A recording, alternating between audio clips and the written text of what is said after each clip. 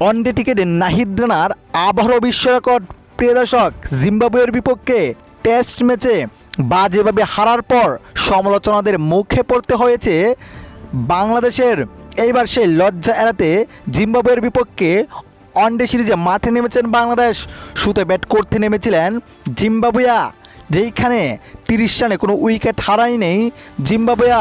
ফলে এরপর 70 রানের ভিতরে 8 উইকেট হারিয়ে বসেন জিম্বাবুয়া। দুর্দান্ত বোলিং করেছিলেন নাহিদ ও তাসকিনরা, যেইখানে নাহিদ রানা একাই তুলে নেন 6 উইকেট। মাত্র 20 রান খরচ করেছিলেন তিনি 9 ওভারে। এরপর আরও একটু ওভার করেন তিনি, উইকেট না পেলেও দুর্দান্ত বোলিং করেন তিনি। তাসকিন আহমেদ নেন গুরুত্বপূর্ণ 2 উইকেট।